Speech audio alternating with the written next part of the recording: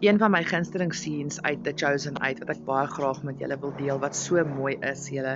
Ek het dit op my status ook gepost, so julle kan gerus gaan kyk daarna. Ek dink is Chosen season 4. Ek kan nie onthou wat se episode nie, waar Gaius by Matthew kom en Matthew sê vir hom, ek kan sien jy voel nie lekker nie en Gaius sê vir hom, wat sal jy weet, jy het nie eens 'n familie nie. En Matthew sê toe vir hom, ja, ek weet ek het nie familie nie. I know I don't have a family to say, and I know sometimes I overcomplicate things and I make things difficult.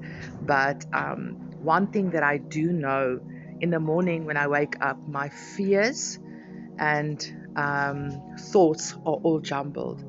And then I remind myself, if I just take a moment,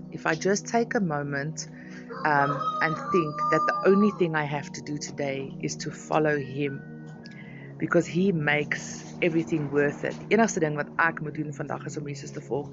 Ek hoef nie my lewe uit te figure nie. Ek hoef nie al die antwoorde te hê nie. Ek hoef nie mooi of oulik of enigiets te wees nie. Die enigste ding wat ek hoef te doen vandag is om Jesus te volg and to seek him in everything I do. So ek wil net julle los met daai bemoediging vandag. As jy moedeloos voel, as alles te mekaar in jou lewe voel, as jy as jou drome ver voel, as jy mismoedig is, julle, al wat jy vandag hoef te doen is Jesus te volg. You don't have to figure out anything today. Just follow Jesus. Spend time in his word. Spend time praying and just spend some time in his presence, and he will lighten the burdens that we carry. Be blessed.